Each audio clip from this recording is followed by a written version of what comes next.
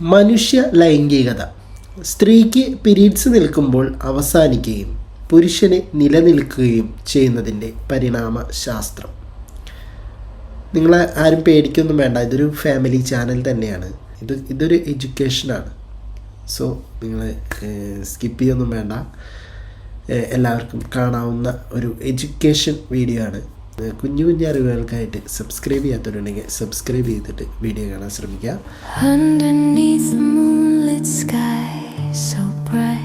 മനുഷ്യ ബന്ധങ്ങളെക്കുറിച്ച് ചിന്തിക്കുമ്പോൾ നാം പലപ്പോഴും അതിനെ സാമൂഹികമോ ധാർമ്മികമോ ആയ കാഴ്ചപ്പാടിലൂടെയാണ് കാണാറുള്ളത്. എന്നാൽ സംസ്കാരങ്ങൾക്കും കുടുംബ വ്യവസ്ഥകൾക്കും അപ്പുറം നമ്മുടെ ഓരോ ചലനങ്ങളെയും നിയന്ത്രിക്കുന്ന ശക്തമായ ഒരു ശക്തിയുണ്ട്. അതിൻ്റെ പേരാണ് പരിണാമം, എവല്യൂഷൻ. ഈ ആർത്തവ വിരാമത്തിന് ശേഷമുള്ള സ്ത്രീകളുടെ താല്പര്യക്കുറവും പ്രായമേറിയാലും നിലനിൽക്കുന്ന പുരുഷൻ്റെ ലൈംഗിക ചോദനയും വെറുമൊരു ശീലമല്ല, മറിച്ച് ദശലക്ഷക്കണക്കിന് വർഷങ്ങളായിട്ട് പ്രകൃതി നമ്മുടെ തലച്ചോറിൽ എഴുതി ചേർത്ത അതിജീവന തന്ത്രമാണ്. ഈ പ്രകൃതിയെ സംബന്ധിച്ചിടത്തോളം ജീവൻ്റെ ഏക ലക്ഷ്യം വംശത്തിന്, അതായത് പാരമ്പര്യത്തെ, ഉൽപാദനത്തെ, അതായത് വംശം നിലനിർത്തുക എന്നതാണ്. ഇതിനായിട്ട് സ്ത്രീക്കും പുരുഷനും പ്രകൃതി വ്യത്യസ്തമായ റോളുകളാണ് നൽകിയിരിക്കുന്നത്. ഇനി ഇതിൽ പുരുഷൻ്റെ പങ്ക് എങ്ങനെയാണെന്ന് നമുക്ക് നോക്കാം. പുരുഷൻ ഓരോ സെക്കൻഡിലും ബീജങ്ങൾ ഉൽപ്പാദിപ്പിക്കുന്നുണ്ട്.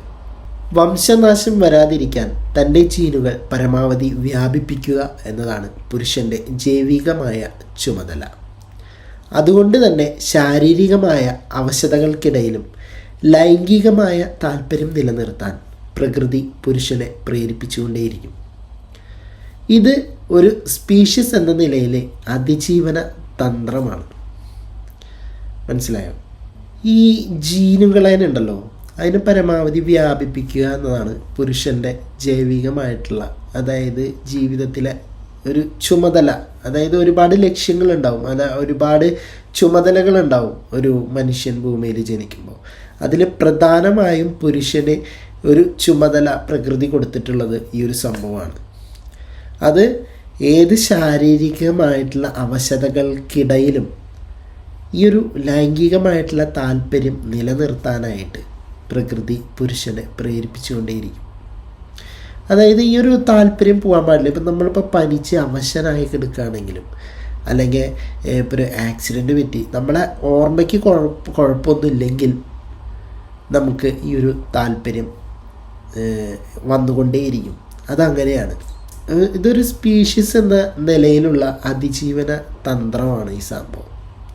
ഇനി സ്ത്രീയുടെ പങ്ക് നമുക്ക് എങ്ങനെയാണെന്ന് നോക്കാം. ഒരു സ്ത്രീയെ സംബന്ധിച്ചിടത്തോളം ഗർഭധാരണം എന്നത് വലിയൊരു ശാരീരിക നിക്ഷേപമാണ്.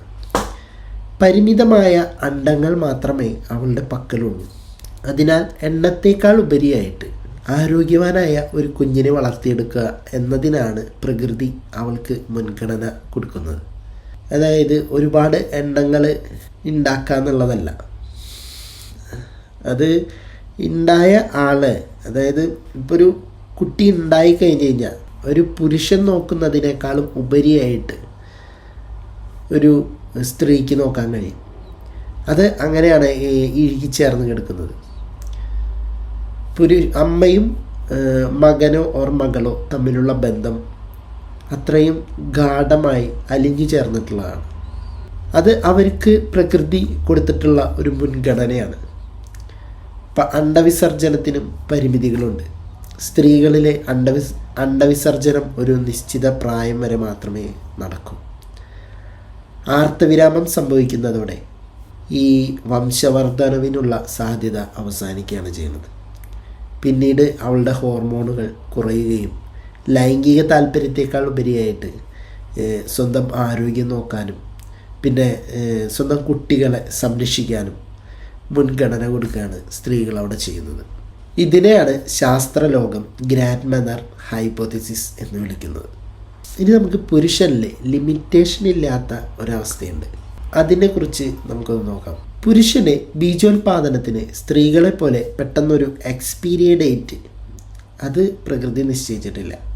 അതായത് ഇപ്പോൾ ഇന്ന ദിവസം തൊട്ട് ഇന്ന ദിവസം വരെ, ഇപ്പോൾ പെണ്ണുങ്ങളുടെ മൂഡ് സിങ്സ് എന്നൊക്കെ പറയും, ഈ പീരീഡ്സ് കാലഘട്ടം, അങ്ങനെയുള്ള ഒരു കാലഘട്ടമൊന്നും പുരുഷന്മാർക്കില്ല. പുരുഷന്മാർ എപ്പോഴും റെഡി ആയിട്ടിരിക്കുകയാണ്.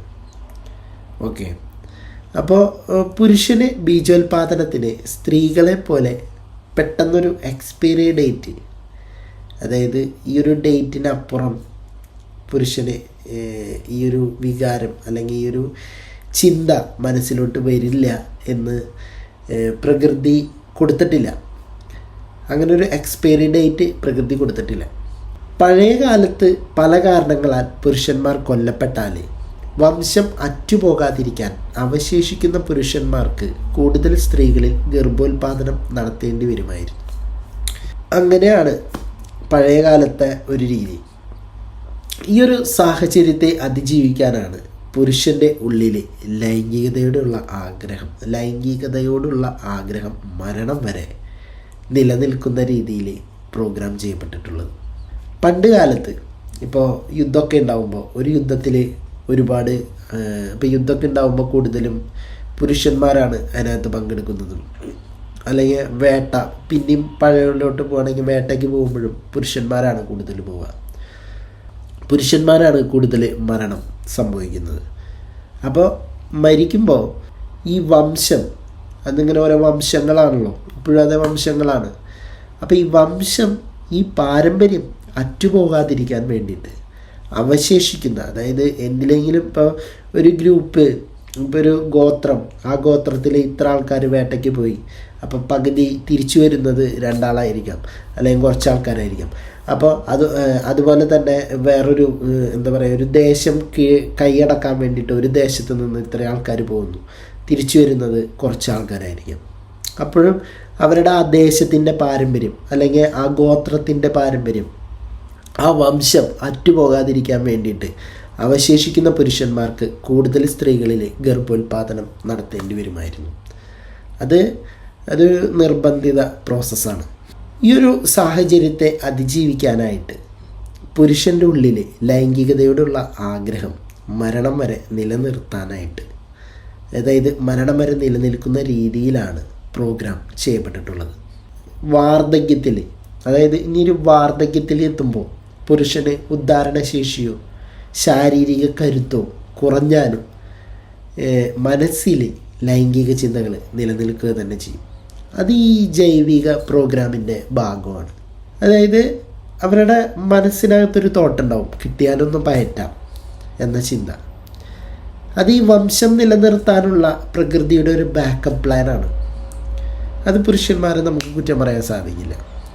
അത് അവരുടെ ഉള്ളിൽ അങ്ങനെയാണ് പ്രോഗ്രാം ചെയ്യപ്പെട്ടിട്ടുള്ളത് എന്ന് വിചാരിച്ചിട്ട് നാളെ മുതൽ കണ്ണൂരെ തെഞ്ഞത്ത് കയറാന്നുള്ളതല്ല.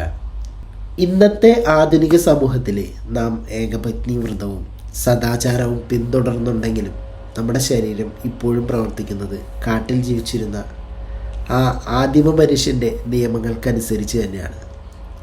ഇപ്പോൾ ഏകപത്നി വ്രതം ഓക്കെയാണ്, പക്ഷേ എപ്പോഴെങ്കിലും നമ്മുടെ മനസ്സിൻ്റെ കടിഞ്ഞാൻ പൊട്ടിപ്പോകുന്ന അവസ്ഥകൾ ഉണ്ടാകുന്നുണ്ട് പല സ്ഥലത്തും ഇന്ന്. അതുകൊണ്ടാണല്ലോ ഈ പീഡനവും മറ്റുള്ള കാര്യങ്ങളൊക്കെ നടക്കുന്നത്. ഞാനതിനെ ന്യായീകരിക്കില്ല. നമ്മുടെ പുരുഷന്മാരുടെ ഉള്ളിൽ ഇങ്ങനെയാണ് പ്രോഗ്രാം ചെയ്തു വെച്ചിട്ടുള്ളത്. അപ്പോൾ സദാചാരമൊക്കെ ഉണ്ടാവും, പക്ഷെ ആ സദാചാരം പറയുന്നവരുടെ ഉള്ളിലും ഒരു താല്പര്യം വേറൊരു പെണ്ണിനോടുണ്ടാവാം. പോയിട്ട് ചെയ്യണമെന്നല്ല, പക്ഷെ മനസ്സിൻ്റെ ഉള്ളിൽ ആ ഒരു ചിന്തകളുണ്ടാവും. അതുകൊണ്ടാണല്ലോ ഇവിടെ ഈ ഇപ്പോൾ വികാരങ്ങളെ നിയന്ത്രിക്കാൻ വേണ്ടിയിട്ട് പല കാര്യങ്ങളും പുരുഷന്മാർ ചെയ്യുന്നത്. ആദിമ മനുഷ്യൻ്റെ നിയമങ്ങൾക്കനുസരിച്ച് നമ്മുടെ ചിന്ത പലപ്പോഴും മാറിപ്പോകുന്നുണ്ട്. സ്ത്രീ പുരുഷന്മാരുടെ ലൈംഗിക താല്പര്യങ്ങളിലെ ഈ വലിയ വ്യത്യാസം കേവലം എന്താ പറയുക വ്യക്തിപരമല്ല, മറിച്ച് മനുഷ്യവർഗം ഭൂമിയിൽ ഇന്നും നിലനിൽക്കുന്നതിൻ്റെ പ്രധാന കാരണങ്ങളിൽ ഒന്ന് തന്നെയാണ് ഈ ഒരു എന്താ പറയുക ഈ താല്പര്യം, ഈ ഒരു പ്രോഗ്രാമിങ്. ലൈംഗികമായിട്ടുള്ള ഒരു പ്രോഗ്രാം ഒരു പുരുഷനിൽ അടിയിച്ച് പ്രകൃതി ഏൽപ്പിച്ചിട്ടുള്ള ഒരു വരദാനം. തൽക്കാലം ഇന്നത്തെ വീഡിയോ ഞാനിവിടെ നിർത്തുകയാണ്. ഇതിൻ്റെ പേരിൽ ആൾക്കാരുടെ മേത്ത് പോയിട്ട് കുതിര കയറാമെന്നല്ല ഞാൻ പറഞ്ഞത്. ഞാൻ ആ ഒരു പ്രോഗ്രാമിനെ കുറിച്ച് ഞാൻ സംസാരിച്ചതാണ്. അപ്പോൾ അത് ഓൾറെഡി ഇങ്ങനൊരു സംഭവം നമ്മുടെ മനുഷ്യൻ്റെ എല്ലാ പുരുഷന്മാരുടെ ഉള്ളിൽ എപ്പോഴും അടയാത്തൊരു സംഭവം ആയിട്ട് കിടക്കുന്നത് ഈ ഒരു ലൈംഗികതയാണ്, ലൈംഗിക താല്പര്യങ്ങളാണ്. ഓക്കെ, അപ്പോൾ തൽക്കാലം ഞാനിവിടെ നിർത്തുന്നു. ഇതിൽ നിങ്ങളുടെ അഭിപ്രായങ്ങൾ എന്താണെങ്കിലും താഴെ കമൻറ്റ് ബോക്സിൽ രേഖപ്പെടുത്തുക.